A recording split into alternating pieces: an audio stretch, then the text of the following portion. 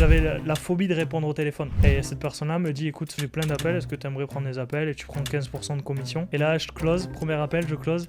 Je me fais 450 €. J'avais l'impression d'être Jordan Belfort. De me dire, ok, je veux vraiment être un monstre dans ça. Aller à l'école et aller dans un job traditionnel, c'était pas fait pour moi. On s'est dit pourquoi pas lancer les copywriters. Et depuis, on a encaissé plus de 5 millions d'euros. Là, c'est ce qui nous permet de closer un rendez-vous, des offres entre 3 000 et 27 37 000 €. Le marché, il suit.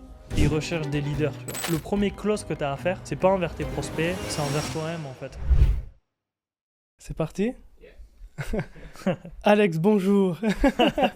Hello, Joseph, Ça va? ça fait longtemps. Ouais, c'est ça va? Ouais, super, et toi? Et super excité de faire cet épisode. En gros, l'idée ici, c'est si vous êtes coach, formateur, vous faites de l'accompagnement, vous vendez des formations en ligne et vous bloquez à 10, 20, 30 cas par mois.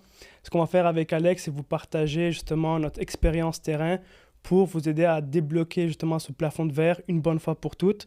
Donc, je vais vous présenter Alex rapidement. Pour ceux qui ne le connaissent pas, Alex a été closer pendant 5 ans. Il a pu closer pour 8 millions d'euros. Aujourd'hui, c'est le Head of Sales de Mac Piccini et aussi de les copywriters, notre entreprise. Et aussi, il a closé beaucoup dans le business, l'immobilier et la niche préférée d'Alex, la fertilité. Donc, juste avant de rentrer dans le vif du sujet, est-ce que tu peux nous présenter un peu, nous dire un peu qui tu es, c'est quoi ton parcours et qu'est-ce qui t'a amené justement à rentrer dans la vente? Ouais, 100%. Bah, déjà, merci pour l'invitation, Ça fait plaisir. Joseph, et cool de pouvoir discuter avec toi.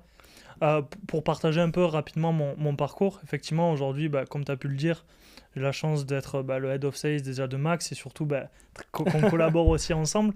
Et ça, je pense que c'est le plus important, réellement.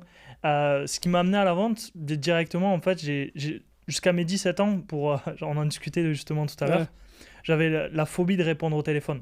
Jusqu'à mes 17 ans, quand le téléphone il sonnait chez moi, je m'en souviens encore, c'était mon grand-père qui appelait, je me cachais sous le canapé parce que j'avais peur en fait de répondre au téléphone. Et j'ai eu un déclic, je pense, un jour où petit à petit, en fait, rapidement, je ne suis pas allé directement dans la vente.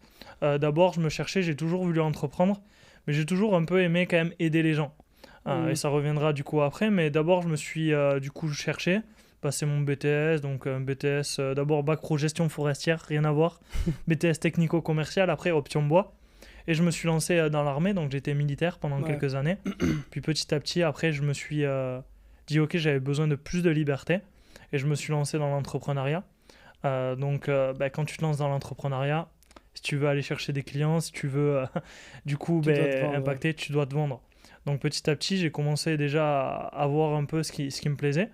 Et j'ai eu l'opportunité, en fait, il y a quelques années, avec l'évolution de l'infoprenariat, de collaborer du coup à l'époque avec une personne où ça montait du coup, l'infoprenariat commençait à prendre, tu vois, à monter, c'était il y a 6-7 ans jusque-là.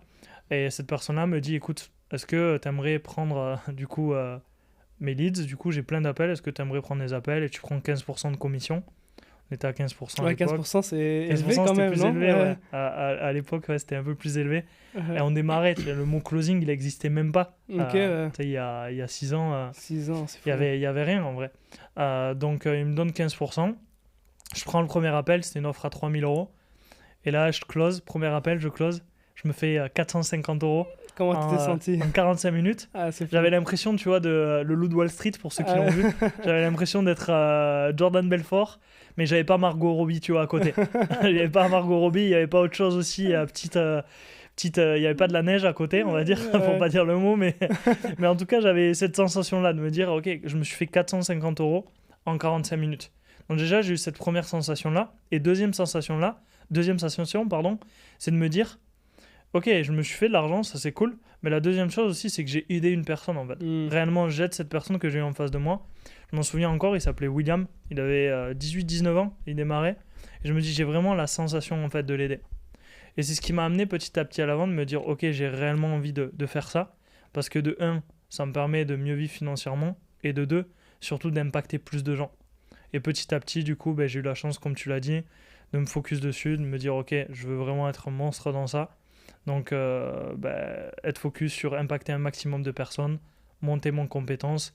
Et petit à petit, j'ai eu la chance de, on va dire, monter en échelon et passer Head of Sales pour différentes boîtes, dont les dernières avec vous, les copywriters, Scaling Circle aussi, et du coup Max Piccini. Ouais, c'est trop bien comme parcours et je veux rebondir sur ce que tu as dit, transformer la vie de quelqu'un et impacter sa vie. Et souvent, les gens qui nous regardent, ils vont associer vente à c'est pushy, tu vois, c'est salesy, on va utiliser des techniques trompeuses. Et justement, par la suite, je vais revenir sur ça avec toi. En fait, te demander par la suite, ben, pour toi, ça représente quoi la vente, tu vois? Donc, on a déjà touché un peu à ça, mais on reviendra après par la suite rapidement. Ouais, pour te répondre, ouais, la vente, qu'est-ce que ça représente pour moi? Pendant longtemps, en fait, j'ai eu une connotation négative de la vente. Ouais, c'est ça. Comme je pense la plupart, tu vois, qui le regardent, Ouais. de se dire, ah, mais je suis pas quelqu'un d'extraverti, je suis pas quelqu'un de pushy, je suis pas un vendeur de tapis. Un peu cette image qu'on a, je pense, de la société, surtout en France, tu vois, qui est assez négative. Et ça a changé un peu, moi, ma perception de la vente a changé à partir du moment où j'ai arrêté de me dire, je vends un produit. Parce que je suis pas forcément un vendeur de produits, mais je vends une transformation. Mhm. Et c'est ça, moi, réellement, tu vois, qui m'a réellement impacté. De me dire, réellement, aujourd'hui, pour moi, vendre, c'est aimer. Vendre, c'est réellement aider. Vendre, c'est coacher, en fait, une personne à acheter une nouvelle identité. Et c'est un de mes mentors qui dit ça, qui est l'ancien closer, du coup, meilleur closer de Tony Robbins, qui un jour m'a dit, en anglais, donc je ne ferai pas la traduction, mon anglais est hyper mauvais, donc je vais le traduire directement en français. Mais vendre, c'est vendre aux gens leurs possibilités sans acheter leurs limites. Je le répète, mais vendre, c'est vendre aux gens leurs possibilités sans acheter leurs limites. Parce que leurs limites, en fait, ils les ont déjà achetées depuis 1 an, 2 ans, 3 ans, 5 ans. Je prends l'exemple de quelqu'un, par exemple, tu vois, qui veut perdre du poids. Ouais. Ça fait déjà 5 ans, en fait, que ses limites, elle les a déjà achetées. Ouais, mais moi, ma génétique, c'est différent. J'ai une génétique de merde. Des croyances limitantes. Moi, j'aime la bouffe. Plein de croyances limitantes, en fait. Et je pense que la vente, c'est les aider à acheter cette nouvelle identité, en fait. Les aider à passer au-delà. Et... Donc, pour moi, réellement, vendre, c'est servir, tout simplement, à aider les gens, quoi. Ouais, tu l'as bien dit. Et il y a quelques jours, j'étais en coaching avec un de nos clients. Il m'a dit, ouais, je me sens pas trop bien, tu vois, de vendre au téléphone et tout. Je lui ai dit, tu sais, t'as un bon produit? Il m'a dit, ouais. Je lui ai demandé, est-ce que tu sais que ça va changer la vie de la personne au bout du téléphone? Il m'a dit, ouais. Je lui ai dit, t'as une obligation de vendre ton programme parce que tu sais, ça va l'aider. S'il quitte l'appel et il ne rejoint pas ton accompagnement ou ton coaching, ben, c'est un peu de ta faute, tu vois. Donc, il faut que tu mettes l'effort de pousser et de vendre ton accompagnement parce que tu sais que ça va changer sa vie. Et s'il ne le prend pas, il va continuer à rencontrer des problèmes, continuer à vivre la vie qu'il est en train de vivre en ce moment, etc. Donc, c'est à toi de... Ouais, 100%. En fait, tu vois, pour rebondir sur ce que tu dis, si tu te lances dans l'entrepreneuriat et que tu sais que tu as un service, que tu as une compétence où tu peux aider les gens, c'est ton devoir, en fait, à mon sens, de les aider. Ouais. Et c'est le sujet aussi du podcast et des futurs qu'on fera ensemble, où pour moi, il y a plusieurs skills à développer, mais 2 skills qui sont hyper importants à développer si tu veux aider plus de gens et t'aider toi-même aussi au passage, bien évidemment, parce qu'on aime tous aussi, on veut développer notre activité, on veut avoir plus d'argent, on veut avoir plus d'impact, mais pour moi, ces 2 compétences-là, c'est la vente et c'est le marketing qui sont, à mon sens, étroitement liés, quoi, tu vois, c'est... Ouais, il y a une des raisons pourquoi la majorité des coachs, ils atteignent un plafond de verre, parce que le pôle marketing et le pôle sales ne sont pas alignés parfaitement. Ouais, et les 2 doivent être parfaitement alignés pour pouvoir continuer à avoir des leads qualifiés à chaque jour, des clients à étiquette à chaque jour, et pour pouvoir justement scaler ton business sereinement. C'est clair, souvent il y a une déconnexion, je pense qu'on va en parler plus tard. Peut-être avant de passer à ce sujet, juste j'aimerais te retourner une question, mais que juste toi tu te présentes aussi. Je me suis présenté, j'ai essayé de faire rapide, mais voilà, mais que tu te présentes, je sais que tu as un super parcours aussi. Donc juste peut-être en quelques qu'est-ce qui t'a amené au marketing, tout ça, quoi. Ouais, je vais faire ça vraiment rapidement parce que moi j'ai commencé en 2012-2013, je suis un dinosaure et je me suis lancé un peu comme tout le monde, tu vois, tu voulais un peu plus de liberté, je savais que aller à l'école et aller dans un job traditionnel, c'était pas fait pour moi. Malgré que je viens d'une famille libanaise où tu vois, le diplôme, c'est super important. Tu dois aller à l'école, tu dois devenir ingénieur, avocat ou sinon médecin. Et moi, j'ai quitté, j'ai tout lâché pour justement me lancer en ligne. Et je savais que lancer un business en ligne, c'était le futur, tu vois, il y a 10 ans. Donc, je me suis lancé, j'ai fait affiliation marketing, dropshipping, e-commerce, un peu comme tout le monde. Rien n'a fonctionné, j'ai perdu beaucoup d'argent. Mais au moins, j'ai acquis quelque chose, c'est la compétence copywriting, justement, qu'on enseigne aujourd'hui à nos élèves. Tunnel de vente et aussi media buying. Donc, j'ai eu la chance de travailler avec Brooke Castillo. Dans le temps, c'était la numéro 1 coach aux États-Unis. Elle avait aussi engagé la plus grosse agence de Facebook pour faire du media buying. J'ai appris d'eux aussi également. Et j'ai pris ça, je l'ai appliqué avec mes clients que j'ai eu par la suite aux États-Unis, aussi en France, notamment EducDog. Il faisait 20-30K par mois et en travaillant ensemble, j'ai pu l'amener à 2 millions, 3 millions par année. Et par la suite, j'ai rencontré Benoît, mon associé, justement. On était allé au FHL de Russell Brunson. Je l'ai rencontré, ça a cliqué, je suis tombé en amour. Et par la suite, quand il est retourné en France et moi au Canada, on s'est dit pourquoi pas lancer les copywriters. On a lancé ça en mi-2020-2021. Et depuis, on a encaissé plus de 5 millions d'euros. Et aujourd'hui, justement, on montre aux coachs, formateurs, qu'est-ce que nous, on fait au sein de notre entreprise pour les aider justement à scaler jusqu'à 100K par mois et plus, encaisser avec un système simple, evergreen, qui est fun, tu vois, qui ne prend pas toute ton énergie et ton énergie mentale à chaque jour. Ouais, trop cool. Joseph, c'est un peu le mec de l'ombre, tu sais, que personne ne voit, mais qui envoie du lourd, quoi. Le petit geek, le petit geek derrière son ordinateur. Bon, Cassio, c'est pareil, je crois, ils font fait des dizaines de millions, quoi. Alors, ouais, c'est ça. Dans le temps, elle faisait 1 à 2 millions, mais aujourd'hui, elle fait, je pense, 40-50 millions par année. C'est énorme, c'est fou. J'ai eu la chance d'être derrière les tunnels de vente, l'aider avec le copy un peu. Donc, c'était super cool comme expérience. Ouais, 100%. Et pour rebondir sur ce que tu dis, c'est l'idée un peu, je pense, de ce podcast et des futurs podcasts aussi qu'on va faire. C'est de vous enseigner, encore une fois, des choses qu'on apprend sur le terrain, en fait. Ouais, voilà. Pas juste de la théorie ou c'est du copier-coller des États-Unis ou qu'on voit ou autre. Enfin, réellement, nous, l'idée, c'est qu'on l'implémente au quotidien dans nos teams. Moi, je parle pour moi, mais sur la partie commerciale, je suis sur le terrain avec Tommy, justement, mon collaborateur avec qui on gère la team aussi pour Scaling Circle et pour les copywriters qui m'épaulent aussi sur les autres teams qu'on gère. Et je sais que c'est pareil pour vous, en fait. Ce qu'on enseigne toujours, c'est parce qu'on le teste sur le terrain de manière continue, quoi. Ouais, voilà. Et par la suite, on partage avec les clients. Et je parlais avec un de nos clients, il m'a dit, ouais, moi, à travers les années, j'ai développé un radar de bullshit. J'ai dit, tu peux m'en dire plus un peu sur ça? Il m'a dit, ouais, en fait, quand tu vas en ligne, tu arrives à détecter c'est qui les personnes qui racontent n'importe quoi et c'est qui les personnes qui ont vraiment de l'expérience. Et justement, c'est ça le but aujourd'hui, de partager notre expérience et vous aider à scaler, donner plus d'impact, créer plus d'impact et aussi générer plus de profit. Ouais, 100%. 100%. Et c'est pour ça, on a prévu un peu des séries de questions. Je sais que peut-être de temps en temps, on regardera. Mais peut-être si tu m'as posé la question sur la vente, toi, pourquoi c'est quoi qui t'a amené justement au marketing et c'est quoi pour toi justement le marketing? Alors je sais que c'est quelque chose de général, vaste, bien évidemment, c'est vaste, mais peut-être voilà ce qui te vient là. Mais en quelques phrases, le marketing pour moi, c'est de vraiment comprendre qui tu as en face de toi, tu vois. Et quand je dis ça, j'entends la personne, le prospect, ton avatar idéal.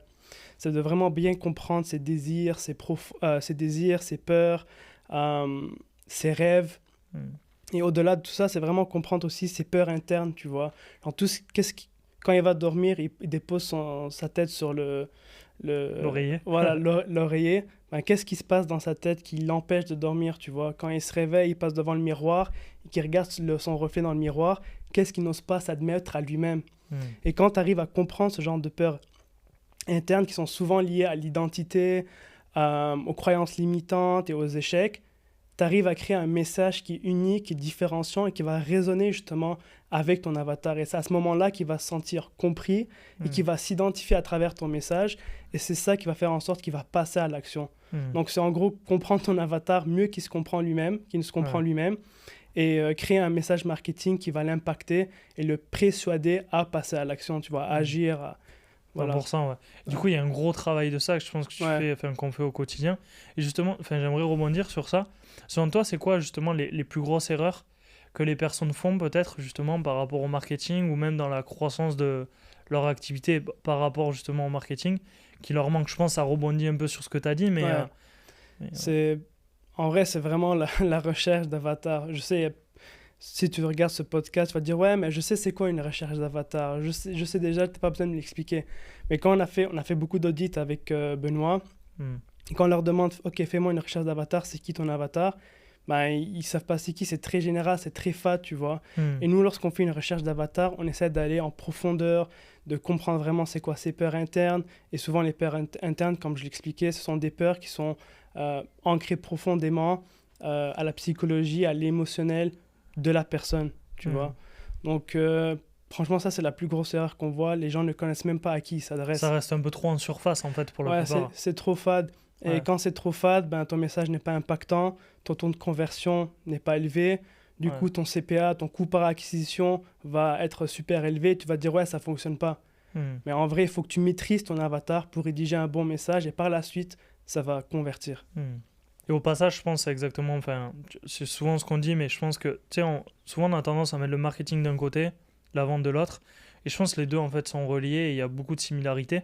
Et c'est exactement pareil au niveau de la vente, je pense, c'est comprendre la personne que tu as en face de toi, Ouais, comprendre ses peurs, comprendre qu'est-ce qui la bloque, tu vois, aujourd'hui, qu'est-ce qui l'empêche de passer à l'étape d'après, pour derrière, encore une fois, que le prospect se sente compris. voilà. Un Ouais. prospect qui se sent compris, derrière, il s'ouvre beaucoup plus Hmm. et ça l'aide à passer à l'étape d'après. Donc les deux, à mon sens, sont reliés, quoi.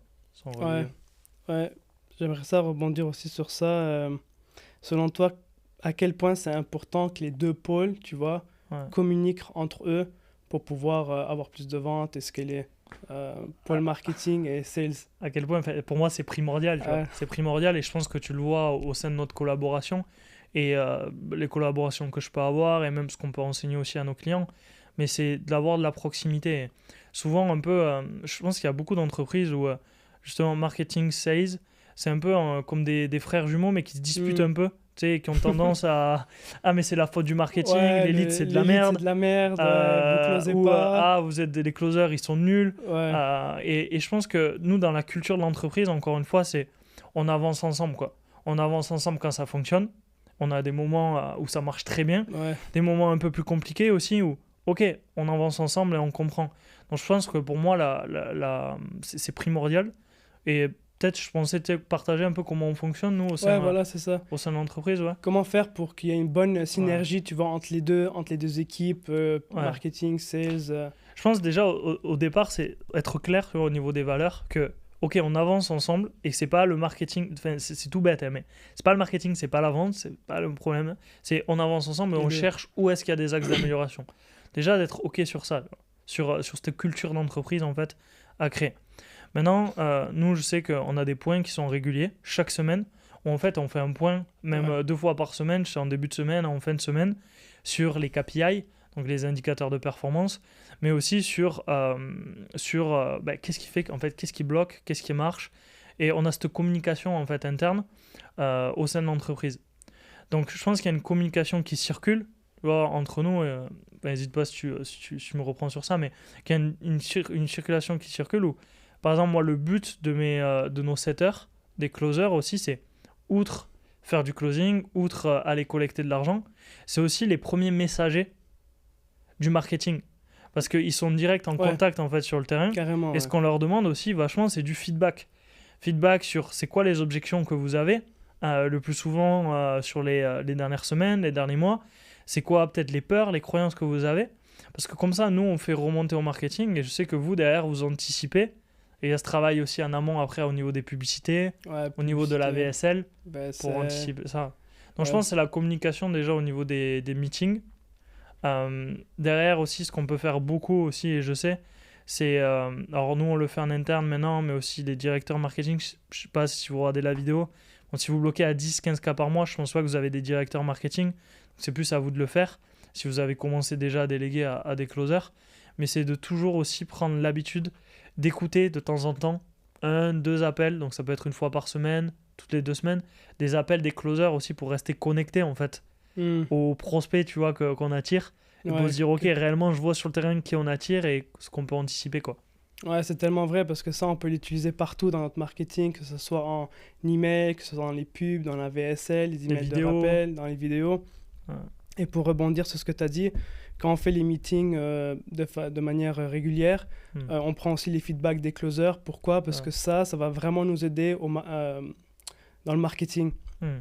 Et ce que je veux dire par là, c'est, par exemple, on va demander c'est quoi les objections qui reviennent le plus souvent. Ah ouais, ben c'est trop cher, je dois parler avec ma femme. Bref, ben, je comprends pas c'est quoi le copywriting, par exemple. Et nous, ce qu'on va faire en amont, dans la publicité et dans la VSL, c'est surmonter toutes ces objections-là dans les emails de rappel avant le jour J de la visioconférence pour que le prospect arrive avec le closer. Il se dit, OK, ben, là, j'ai confiance en eux. Je comprends c'est quoi le véhicule qu'ils essaient de me vendre. Et comme ça, c'est beaucoup plus facile de closer que si tu n'as pas surmonté toutes ces objections en amont, tu vois. Ouais, c'est ça, Donc, c'est d'arriver un peu en collaboration à avoir des prospects où leur awareness, tu vois, il est pas à 3 sur 10. ouais, voilà. Bon, encore une fois, après, ça serait le rôle du closer et c'est OK, mais on sait très bien que ça prendrait peut-être 1, 2, 3 rendez-vous. Là, c'est ce qui nous permet de closer un rendez-vous, des offres à entre 3 000 et 27 37 000 euros, même avec d'autres partenaires. C'est de conditionner aussi les prospects et d'avoir ce travail en amont. Après, attention, juste, je me permets de rebondir sur ce que tu disais aussi, par rapport à ceux qui regardent, c'est attention au feedback aussi que vous prenez. Ouais. Parce que l'idée, c'est de prendre du feedback, mais pas non plus de n'importe qui. Il peut vite y avoir des closers, des setters qui vont faire des feedbacks en mode Ouais, ça, on ils l'a n'ont vécu pas d'argent, aussi. etc. Non, mais concrètement, bon, analyser aussi pour voir si c'est juste le closer qui fait pas son job aussi. Et c'est OK au passage, on est là pour le guider. Ou est-ce que non, vraiment, il y a des prospects, ils sont broc, tu vois, et là, il faut ajuster quoi. Et surtout, regarder la data à chaque jour. Nous, on a des fichiers Excel et à chaque jour, on les remplit. Et souvent, je demande aux clients, en passant, lorsqu'on fait des coaching calls ensemble, tu vois, des appels de coaching, ils me demandent des questions sur le marketing. Qu'est-ce que tu en penses, Joseph? C'est bon ça ou pas? Je dis, je sais pas, est-ce que tu as rempli ton fichier Excel? Il me dit non. Je dis, ben remplis-le et par la suite, on peut avoir la discussion parce que je peux pas deviner si c'est bon ou pas s'il n'y a pas les datas, tu vois. C'est les datas qui parlent et c'est pas...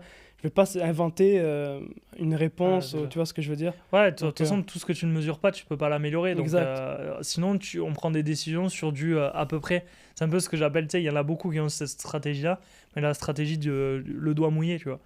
C'est un peu, je sais pas, on voit vers où ça va, tu vois, mais c'est un peu ça. Ouais, c'est ça. Mais ouais, je voulais rebondir un peu sur ce que tu avais dit, la qualité du lead. Ça, ça revient tout le temps avec nos clients et j'imagine aussi de ton côté. Comment faire pour justement, du côté setting et closing, assurer un niveau d'awareness du prospect assez élevé, tu vois, avant qu'il se pointe sur l'appel? Je pense, comme tu as dit tout à l'heure, déjà, il y a tout le système commercial et marketing en amont, tu sais, où on va anticiper les peurs, les croyances, que ce soit souvent les bonnes questions. Je sais qu'on travaille beaucoup ça dans la construction d'une VSL avec nos clients, mais c'est quelles sont leurs croyances internes, quelles sont leurs croyances externes, corrige-moi si je dis pas de bêtises, Non, mais c'est bon. et quelles sont les croyances au niveau du véhicule aussi, potentiellement là. Donc ça, je sais qu'il y a un gros travail en amont qu'on fait pour anticiper, que ça soit avec la VSL, avec les emails, avec ce genre de choses-là. Et après, quand ça arrive en appel, pour moi, il y a deux choses pour qualifier. Ça va être déjà de les qualifier sur... Pour moi, il y a deux choses déjà. Qu'est-ce qui fait qu'un lead il est qualifié ou pas? C'est, si je vais de manière brute et simple, c'est est-ce que la personne elle a envie de se faire aider? Oui. Est-ce qu'elle est coachable, tu vois? Ouais. Est-ce qu'elle est coachable? Oui. Ok, elle a envie de se faire aider, elle est coachable. Pourquoi elle n'est pas encore client chez nous, quoi? C'est aussi simple que ça. Après, derrière, pour la qualifier, bien évidemment, il va falloir la qualifier sur différents indicateurs. Sur, effectivement, est-ce qu'elle a envie de se faire aider? Derrière, la qualifier aussi sur son identité, on va dire. Donc, on pourra rentrer, je pense, plus en profondeur sur d'autres podcasts. Mais sur ce coaching identitaire à faire, ce closing identitaire plutôt, à faire. Et la qualifier, anticiper aussi des objections pour l'appel de closing. Sur, par exemple, est-ce que c'est le seul décisionnaire? Parce qu'on ne veut pas se retrouver dans un appel de closing où ils se disent finalement, je ne suis pas le seul décisionnaire, je dois en parler à ma femme, je dois en parler à mon mari, je dois en parler à mon chien, là, tu vois. Bref, il y a des histoires, on les connaît, tu vois. Mais on veut anticiper ça au niveau de la logistique, au niveau de tout ça. Donc, il y a plusieurs indicateurs, je dirais, savoir-être, cette partie identitaire et cette objection au niveau partenaire. Encore une fois, après, si elle veut se faire aider, si elle est prête à faire les efforts pour avancer, c'est ça. Identifier après ce qu'on va faire un peu, mais moins en profondeur que dans un appel de closing, c'est identifier de pourquoi elle est là aujourd'hui, son niveau de douleur en fait. C'est quoi son challenge, c'est quoi sa douleur, c'est quoi ses objectifs et qu'est-ce qu'elle est prête à faire, tu vois, aujourd'hui pour passer de A à B. Voilà. Et on ça, va préframe ça. ouais, et ça, pour ceux qui ne savent pas, ça c'est le job d'un closer ou c'est le job d'un setter qui va préqualifier justement avant Ouais. l'appel. Ça Ou va les deux. dépendre en fait, je pense, du système. Ok. Voilà, mais nous, dans un système comme le nôtre, comme on peut avoir beaucoup quand même, on va toujours quand même avoir un setter qui va être là pour préqualifier un peu justement l'engagement de la personne. Maintenant, le job du setter, ça va pas être de rentrer en profondeur, d'aller, tu vois, challenger le prospect sur ses croyances, sur ses peurs, mais juste de planter des graines en fait Mhm. sur repérer c'est quoi le niveau de la personne, est-ce qu'elle a vraiment, est-ce qu'elle a envie de bouger maintenant, tu vois. Donc est-ce que le degré d'urgence aussi, il est quand même là et vers où elle veut aller quoi. Donc le closer, ça va être le setter, pardon, ça va être un peu comme un milieu de terrain. Il Mhm. va préchauffer, il va conditionner, il va planter des graines en plus du marketing. En fait, l'idée c'est Ouais. continuer à planter ces graines-là pour après faire la passe au closer où lui, l'objectif, c'est mettre le ballon au fond des filets. Quoi. Et c'est fou parce qu'une fois qu'on a mis ça en place avec les copies, Ouais, les résultats ouais, ils ont explosé, tu vois. Genre juste le fait de mettre un setter qui préqualifie et qui challenge justement ouais, les prospects avant l'appel, mais il y a une énorme différence au niveau des ouais. résultats. Et... Et je dirais en fait l'impact aussi que ça a, c'est que, tu sais, avant, je sais que vous l'avez, mais on voit beaucoup ce qu'on gagne, donc le chiffre d'affaires, mais on voyait pas le manque à ce gagner. qu'on manquait, ouais. Tu vois, Le tout coût le manque à d'opportunité. gagner, le coût d'opportunité qu'on perdait en fait. Et le truc, c'est qu'un Typeform, par exemple, Hmm. il peut pas, il va filtrer par rapport à des questions, mais il va pas pouvoir avoir justement cette partie conversationnelle en fait avec les prospects où souvent il y en a, on le sait très bien, hein, ils vont mettre je suis prêt à investir moins Ouais. de 1000 euros, 100 j'ai euros, pas peu le temps, importe, ouais. mais c'est parce qu'ils ont pas le contexte, Ils ont ils ont pas eu de peur, discussion, ils ont sceptiques. peur, et c'est normal au passage, tu vois, parce qu'il y a de plus en plus de personnes sur internet, de plus Ouais. en plus de personnes qui font pas le job aussi au niveau de la livraison. Donc le setter va permettre ça en fait d'aller chercher le 3, 5, 10, 15% que tu pourrais perdre avec juste un Typeform, Mhm. 20%, et qui vont faire une Mais qui a totale un énorme différence quoi, impact ouais, au niveau du dans business. la Ouais. APO, ouais. C'est clair. Et j'aimerais rebondir aussi sur niveau marketing, tu vois, comment nous on fait de notre côté pour préqualifier entre guillemets la personne Ouais. à travers le marketing avant même qu'elle tombe sur le Mm. setter. Et ça, je pense que ça va intéresser plusieurs personnes qui regardent ce podcast. En fait, ce qu'on fait, c'est de connaître son avatar, tu vois, ses douleurs, etc., etc. Mais dans la vidéo de présentation, en gros, le système qu'on utilise aujourd'hui, c'est une page de capture, rentre ses informations. Il y a une vidéo de présentation qui va expliquer un peu pourquoi il rencontre tel problème, comment on peut l'aider à surmonter tout ça, etc. Ensuite, candidature, réserve un appel, et ensuite setting et closing. Donc, ce qu'on fait dans la VSL, pour justement préchauffer la personne et le qualifier entre guillemets, c'est rédiger un argumentaire de vente qui va l'expliquer pourquoi tout ce qu'il a essayé dans le passé n'a jamais fonctionné, que ce n'est pas de sa faute, et supporter le tout avec des témoignages et des preuves.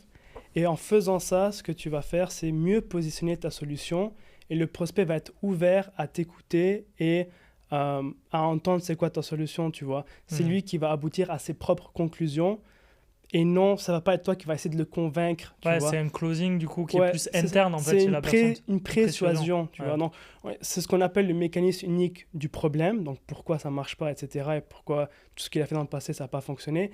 Et ensuite, on va expliquer pourquoi notre solution qui est différente, unique, nouvelle, va l'aider à surmonter son problème. Donc ça, c'est une chose, et ça fait le plus gros job, tu vois. Donc il va être qualifié, il va se dire, ah ok, ça c'est fait pour moi, je suis prêt de passer à l'action, donc je vais réserver un appel. Et vers la fin de la VSS, ce qu'on va faire, c'est on va ancrer subtilement un prix qui est assez élevé. Comme ça, lorsqu'il arrive sur l'appel de vente, ben, il va s'attendre à un prix qui est quand même assez élevé, tu vois. Il ne va pas s'attendre à 100, 200 euros. Ouais, tu plantes déjà des graines. Ouais, en fait, voilà. Donc, comment on fait, c'est, on va dire tout simplement, quand je parle d'investissement, je ne parle pas d'investir le prix d'un bac de commerce qui vaut 11 000 euros, mais je ne parle pas non plus d'un investissement de 500, 600, 700, 800 euros. Donc, ce que ça fait, ça conditionne la personne, il arrive sur l'appel sachant qu'il va investir un certain montant. Et c'est drôle parce que je lisais justement les formulaires et j'ai vu que quelqu'un a répondu j'ai mis par exemple 1000 à 3000 euros parce que dans la VSL, vous avez dit que ce n'était pas 11 000 euros, mais ce n'est pas non plus 700, 800 ou 900 euros.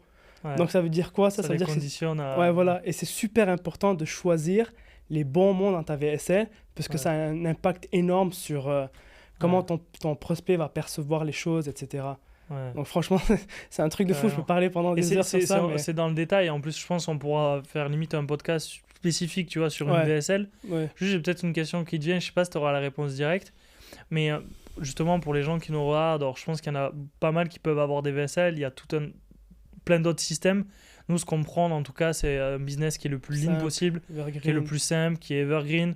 Où là, même quand on se parle, je suis sûr que pour regarder à la fin, il y aura sûrement une vente ou Quelques deux ventes. qui seront tombées comme tout à l'heure. Mais c'est quoi peut-être les erreurs pour ceux qui ont des VSL? C'est quoi peut-être, parce que je sais que tu as beaucoup analysé de VSL, peut-être souvent, alors je sais qu'il y en a plusieurs, mais là qui te viendrait à l'esprit, l'erreur, tu vois, Numéro souvent un. numéro 1 que tu peux voir dans une VSL qui fait que elle convertit pas très bien ou elle Ouais. est pas tout aussi efficace.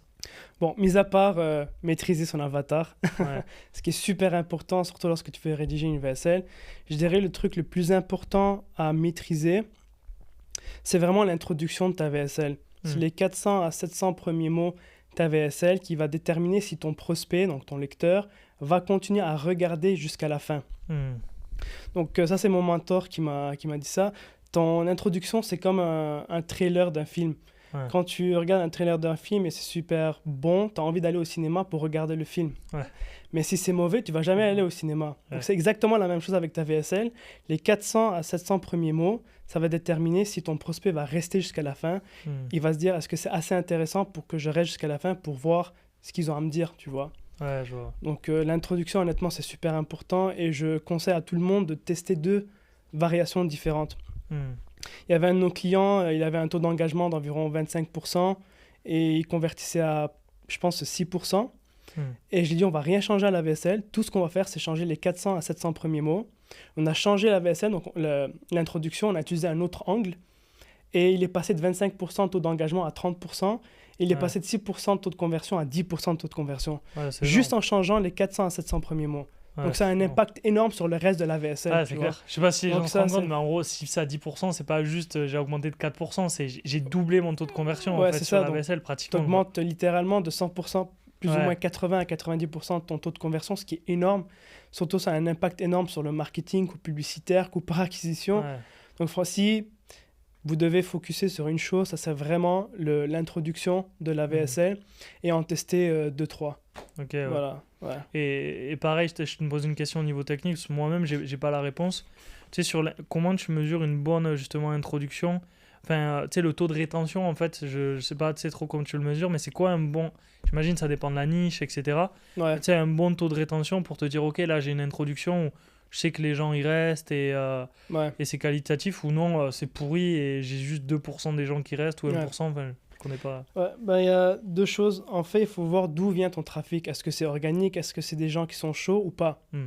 Donc, des gens qui sont chauds, tu vas avoir un taux de rétention qui est super élevé, c'est normal parce que les Ouais. gens te connaissent, Bien etc. sûr. Mais si c'est un trafic froid Ouais, et les gens ne te connaissent pas, en moyenne, un bon taux de rétention, ça va aller entre 30 et 40%, plus ou moins. ok, ouais. Ok. Moi, quelque chose qui est en bas de 25%, j'aime pas. Ouais. Donc, je vais améliorer l'introduction pour avoir un meilleur taux de rétention. Mais il faut faire attention à une chose. Il y avait un de nos clients, il nous a dit, j'ai rédigé sa VSL, taux de rétention d'environ 30 ou 35%, ce qui est pas mal, tu vois, sur du trafic froid. Et il m'a montré une ancienne VSL qui avait rédigé, qui avait copié-collé de quelqu'un, que cette personne avait copié-collé des États-Unis, tu vois, sans comprendre ce qu'il faisait. Et il m'a dit, ouais, j'ai un taux de rétention de 50%. Je dis, ok, c'est quoi ton taux de conversion? Ouais, bien sûr. Bah, ça convertissait pas, tu vois. Ouais, ouais. Donc, tu peux avoir un taux de rétention énorme, mais si ton taux de rétention est énorme, ça veut dire que ta VSL ne convertit pas. Ouais, ouais. Tu vois ce que je veux dire? Bien sûr. Parce que tu arrives à un point où, dans la VSL, les gens vont candidater, donc ton taux de conversion, ta rétention va chuter, mais ton taux de conversion va augmenter. Tu vois ce que je veux dire? Ouais. Donc, en moyenne, un bon taux d'engagement et de rétention, selon moi, sur du trafic froid, ça va être aux alentours, en moyenne, 35%. Ouais, ouais. Voilà. Puis après, on revient de toute façon à l'objectif final. Ce qui compte, c'est ça. combien ta VSL convertit en soi Ouais, à la voilà. fin, quoi. Ouais, exact. Ouais. Mais ouais, Ouais. intéressant Ouais. à ce Et niveau-là, quoi. voilà, tout ça, ça a un impact énorme aussi sur la self-esteem, comme tu l'as sûr. évoqué. Donc c'est pour ça, c'est super important de bien maîtriser les 2 pôles, tu vois. Ouais, notre système, nous, c'est, enfin, comme tu disais, juste pour le résumer, parce qu'on prend vraiment, encore une fois, quelque chose de plus lean possible. Et je pense qu'on peut voir pas mal de personnes. On en a parlé dans un autre podcast, justement, avec Tommy et Benoît. Je sais pas s'il sera encore sorti ou s'il sortira après. Mais beaucoup de personnes partent un peu dans tous les sens, tu vois, à faire plein de systèmes ou autre. Ouais. Nous, on prend plus un système où le plus lean possible, être focus, faire la même chose, réitérer, Mhm. toujours optimiser en fait de 1%. Et un business qui est très simple, où on est sur publicité, Ouais. VSL, PSL, Typeform, closing. setting, closing, quoi. Voilà. Et on optimise, on améliore chaque jour en vrai, Ouais, chaque semaine sur ça, ouais. quoi. Et il y a plusieurs points que tu peux optimiser dans toute une aide de vente, que ce soit la pub, la page de capture, la page VSL, la page de candidature, les questions. Donc il y a beaucoup de choses à optimiser, Ouais, mais rien si qu'avec ça déjà. ouais, voilà. Si tu le fais super bien pendant super longtemps, tu vas avoir de super bons résultats. Et ça me fait penser à Bruce Lee qui a dit j'ai pas peur de l'homme qui a pratiqué 10 000 coups-pieds différents, mais j'ai peur de l'homme qui a pratiqué un coup-pied 10 000 fois. Ouais. Tu vois. Donc ça veut dire qu'il faut juste focus sur une chose, le faire super bien pendant longtemps. Je vais faire un kick On là. sent l'ancien karatéka, c'est pour ça que j'ai rigolé. Il rigole pas donc sur ça. Mais voilà, donc faire les choses super bien longtemps et Ouais. éventuellement, je pense que tout le monde peut avoir de super bons résultats avec Mhm. le bon accompagnement et le bon support. Ouais, bien sûr. Ouais. Et c'est de réitérer, comme on disait, suffisamment de fois, prendre du feedback aussi. Ouais. Et tu vois, ce que j'aime beaucoup, alors il y a d'autres systèmes et que j'aime en soi, bon, les challenges, les webinars, etc. Je suis pas contre ça. Et voilà, encore une fois, tout fonctionne, système ouais. fonctionne. Maintenant, c'est utiliser celui qui fonctionne le mieux pour vous. Pour toi, ouais. Et moi, ce que j'adore, tu vois, ensemble, sur la VSL aussi, outre sur la partie commerce, comparé à peut-être du webinar, des challenges ou ce genre de choses, c'est que tous les jours, on est en contact avec le marché, tu vois. Mhm. Tous les jours, on a du feedback du marché. En fait, et ce qui nous permet en fait de réitérer, de pouvoir s'améliorer et de chaque jour en fait pouvoir peaufiner, comme tu dis, notre message, notre manière de vendre aussi, et de Ouais, toujours en même fait avoir l'offre. ce feedback en fait au quotidien, quoi. Constamment. Comparé, tu vois, du par exemple au webinar ou autre, où tu as du feedback une fois par semaine. Peut-être si tu fais un webinar par semaine, comme Ouais, Russell Brunson 4 tu fois vois, dans le le mois. fait, ou 4 fois dans le mois. Donc 4 fois dans le mois, tu as du feedback, comparé à 30 fois, Ouais, c'est ça. 31, Plusieurs contre une fois dans la VSL, tu même vois. journée aussi. Plusieurs fois dans la même journée, quoi. Ouais. Donc en plus que ça tourne en evergreen et que, comme on disait tout à l'heure, bah, là, pendant qu'on se parle, il y a la VSL qui tourne et nos commerciaux aussi qui font le job, quoi. Ouais, carrément. Je sais pas ce que tu veux faire. Si tu veux, on peut peut-être poser 2-3 questions de plus. Et... Ouais, 100%, je sais pas. Mais moi, peut-être, il y avait un truc, je sais qu'on voulait aborder, justement, pour, tu sais, on parlait beaucoup de l'importance, tu vois, de mesurer. Et si on devait parler un peu de marketing et de sales aussi, pour relier, c'est quoi les KPI? Tu sais que si on avait 5 je voulais- KPI majeurs, tu vois, qu'on Je voulais te mesure. demander la même question au niveau du closing parce qu'il y a plein de gens qui se disent ouais, ben moi j'ai un taux de closing de, je sais pas moi, 40%, mais est-ce que c'est réellement bon ou pas, tu vois? Mais Ouais, commence par, ouais, je par, veux par commencer par répondre ça. et moi Parce je que... pourrais rebondir sur Ouais, ça. 100%, ouais. Pour moi, en fait, il y en a beaucoup, ils sont axés sur le taux de closing et c'est une mauvaise chose, en fait, à mon sens, de regarder que le taux de closing. Parce qu'encore une fois, ça veut rien dire. Tout système est différent. Mhm. Et tu peux avoir un closing à 80%, 70%. Mais si avant, dans ton marketing, tu as ultra qualifié, limite, tu as annoncé le prix, Ouais, bah, c'est ça veut rien dire. Tu vois, preneur de commande. T'es un Ouais. preneur de commande et t'es peut-être éclaté, quoi, à 80%. Et en plus, sans parler du manque à gagner, tu vois, comme on en parlait tout à l'heure, de toutes les personnes que tu as disqualifiées en amont parce que tu as annoncé le prix, alors que le but quand même du closing, c'est d'avoir une conversation et de pouvoir aller plus loin Ouais, que, challenger les gens et tout, etc. que la VSL ou ce genre de choses. Donc pour moi, c'est pas le bon indicateur à mesurer. Je dirais qu'il y a plusieurs indicateurs à mesurer. Un des premiers qu'on aime regarder, qui relie un peu marketing et qu'on regarde nous chaque semaine avec le marketing et la vente, c'est OK, combien nous coûte un call? Donc combien nous coûte un appel qualifié, Ouais. où on a des indicateurs pour ça. Et derrière, quel est notre coût pardon, collecté par Oui. appel. Donc combien on a collecté par appel. Ce que je veux dire par là, juste pour résumer qu'on compreniez, c'est OK, un coût par appel qualifié aujourd'hui nous coûte 250 €. Derrière, combien on collecte par appel. Donc on collecte par appel 550 €. 500 € pour faire simple. Donc on sait qu'on a du coup un retour sur investissement. On paye 250 € pour avoir un appel qualifié. Derrière, on en rapporte 500. On sait qu'on a un retour sur investissement de 2. Donc sur l'encaissé. Donc on est pas mal, quoi. Ouais. On est pas mal. On peut optimiser, mais on est pas mal. Contrario, OK, je vois qu'on investit 250 €. on a un collected par appel qui est de 300 €. Ah, c'est pas bon. Là, on est pas bon, tu vois. Donc pour moi, c'est déjà, tu vois, s'il y en avait deux, en vrai, au niveau marketing et sales, c'est, ok, toi, combien tu me ramènes pour combien tu me rappelles des appels qualifiés, on va dire, et moi, en tant que sales, combien je te rapporte en fait de l'argent par rapport à chaque appel que tu m'envoies, quoi. Ouais, carrément. Donc il y a ça, et après au niveau macro, bien évidemment, il y a donc il y a des KPI macro à regarder au niveau de l'équipe, des KPI micro, mais on va regarder le taux de show, tu vois, on va aller, tu vois, on va remonter vers le début, quoi, donc taux de show, nombre d'offres qu'on a fait, taux de closing, etc. Ouais. Quoi. Et il y a aussi un truc intéressant que tu as abordé justement quand on a fait le podcast, ouais. C'était le cash par closer, je pense, ou quelque chose comme ça. Ouais, on va regarder pareil sur le cash par closer. Alors là, je vais parler un peu plus mathématique et un peu chiffre. Encore une fois, ce qui est important, c'est l'humain derrière ou autre, mais si on est pragmatique, c'est un peu comme tu prends tes closers, un peu comme des ads, un peu, ou des ads, tu vas avoir plusieurs ads que tu vas tester. Et tu sais que, par exemple, un closer, tu vas lui donner, encore une fois, donc un coût par appel, c'est 250 €. Ton closer, il va prendre 10 appels. Donc on sait qu'on lui a donné quoi ? On lui a donné 2500 € dans sa possession. Donc ça va être de regarder encore une fois ce closer-là, combien il a collecté et facturé.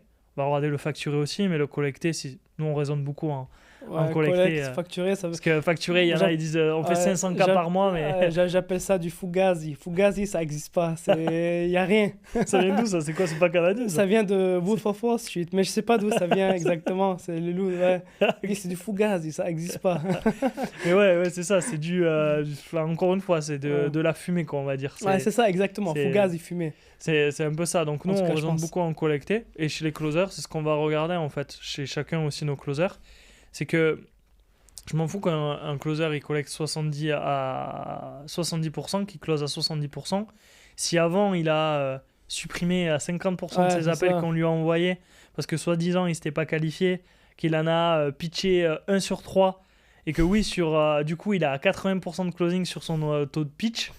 Ouais. Ok, mais ce que je vois, c'est que je lui ai donné 2500, il en a rapporté 3000 parce qu'il a tout disqualifié avant. Ouais, voilà. Pour moi, c'est un des principaux indicateurs qu'on va regarder au niveau macro et par micro, par closer, quoi. Ouais, c'est super bon ces métriques-là parce que ça va nous aider aussi, nous, au niveau marketing, tu vois, d'optimiser tous nos marketing, nos pubs, taux de conversion de la VSL, par exemple, taux de lead to booking aussi. Et au marketing, moi, ce que je regarde beaucoup, parce que c'est moi qui gère les pubs... les pubs YouTube, il y a Samy qui gère les pubs Meta maintenant. Mais sur YouTube, ce que je regarde, la première chose, c'est toujours le CTR. CTR, pour ceux qui ne savent pas, en anglais, c'est click-through rate. Je ne sais pas comment traduire en français, mais c'est le nombre de personnes qui a vu ta vidéo versus le nombre de personnes qui a cliqué, tu vois. Ouais. Donc, pour moi, un bon CTR, c'est minimum 1%, tu vois, sur YouTube. Ouais, donc c'est ça, tu as 1000 personnes qui vont voir la vidéo, il y en a 10 qui vont cliquer. Qui vont cliquer, donc ça, c'est 1%. Si c'est en bas de 1%, ça veut dire que la vidéo ne parle pas à ton avatar, tu vois, ça n'intéresse pas, le hook n'est pas assez captivant, tu vois, donc ils vont passer à autre chose. Donc, minimum 1%. Si j'ai 1%, là, ce que je vais regarder, c'est le coût par lead. Après, c'est un peu paradoxal parce que coût par lead, des fois, ça ne veut rien dire. Mais si tu connais ton coût par lead moyen, donc disons de notre côté, c'est environ 10 €, bah, je sais qu'on peut dépenser jusqu'à 10 € pour être rentable par la suite, tu vois. Ouais. Donc, pour nous, de notre côté, c'est environ 10 €. Ça peut changer, ça dépend de ton offre, ta niche, etc. Ouais, bien sûr. Une fois que ça, c'est bon, je vais passer au coût par call. Donc, nous, un bon coût par call qualifié, c'est plus ou moins 250 €. Coût par call qui n'est pas qualifié avant préqualification, etc., c'est 100 €, 100 à 150. Sauf si je suis entre ces KPI-là, je vais regarder par la suite mon coût par acquisition. Donc, si notre coût par acquisition tourne autour de entre 500 et 900, je sais qu'on va être vraiment rentable, tu vois. Et au passage, c'est un peu ça. Enfin, moi, je rebondis sur ça, mais tu sais, il y en a beaucoup, j'en vois beaucoup des médias buyers, tu vois, sur le marché, tout ça et tout. C'est ouais, moi, je peux t'apporter des leads à 2 €, je peux t'apporter des leads à 1 €. Mais en fait, ça veut rien dire. Ça veut rien dire, on s'en branle, désolé du mot, tu vois. Mais nous, ce qui compte réellement, ce qu'on voit, c'est le CPA, c'est le coût par achat, quoi. Ouais. Si on sait qu'on a un produit qu'on vend qui est à 3 000 €, qu'on a un coût par achat, encore une fois, qui est à 500 €, Bon, on sait qu'on est rentable, quoi, mais je suis prêt à payer, enfin, dis-moi le contraire, mais en tout cas, moi, au niveau du commerce, je suis prêt à dire au marketing, je suis prêt à ce qu'on paye des leads 2 fois plus cher, mais que derrière, tu vois, notre coût par achat baisse parce qu'on parle du plus qualitatif aussi, et on a une meilleure allocation aussi des ressources, tu vois, plutôt que d'avoir 10 000 leads à traiter, ça devient une usine à gaz, tu vois. Plutôt que d'avoir des leads à... Ouais, je te rejoins à 100%. Le coût par lead, c'est pas un bon indicateur, tu vois. Et souvent, ça va tromper un peu la décision que tu vas prendre lorsque tu vas gérer tes publicités. Une grosse erreur qui revient souvent, c'est toujours couper tes publicités trop tôt. Parce que c'est le Parce lead que est justement, trop cher, tu te fies sur des KPI qui sont, comment dire, fugazi, tu vois. Mais moi, ce que je conseille à tous nos clients, c'est de toujours dépenser au moins 3 fois ton KPI. Que ça soit 3 fois ton KPI au niveau du lead, 3 fois KPI. Donc, disons juste explique pour que ça soit clair. Donc, nous, par exemple, notre KPI pour les coûts par call, c'est environ 100-150 euros. Si j'ai dépensé 500 euros et j'ai même pas eu un call, ben, je vais couper, tu vois. Donc, je veux dépenser Mais ta limite, c'est au minimum 400-500... Ouais, c'est ça. C'est au minimum 3 fois mon KPI idéal. Pareil pour le coût par acquisition. Donc, si mon CTR est bon, mon coût par lead il est bon et mon coût par call est bon, ce que je vais regarder, c'est le coût par acquisition. Si on n'a toujours pas eu un client et closé, je vais quand même dépenser jusqu'à 3 fois mon coût par acquisition pour voir si ça vaut la peine de faire tourner les ads. Parce qu'il y en a, je pense, qui coupent trop tôt, du coup, c'est ça aussi. Ils se disent, ok, trop. C'est ça. Donc, il faut vraiment avoir le sang-froid et vraiment piloter sur les datas et vraiment comprendre comment interpréter aussi les datas. C'est quelque chose qu'on monte dans Scaling Circle, mais voilà, quoi. Et comment, une fois que tu as réussi à passer ça, de se dire aussi, je commence à avoir, tu vois, une VSL qui tourne un petit peu ou autre. Rapidement, encore une fois, je pense que ça serait un sujet où on pourra parler pendant plus de temps. On pourra faire un autre podcast sur ça. Au passage, on vous invite à continuer à nous suivre et à regarder. Si vous aimez ça, likez, mettez un commentaire. C'est ça. Mais quelqu'un qui commence, tu vois, justement à avoir ce système-là, serait quoi un peu, qu'est-ce qui va leur... C'est quoi un peu les concepts, tu vois, pour pouvoir scale et pouvoir appuyer? Parce que je sais que ça peut être dur des fois de...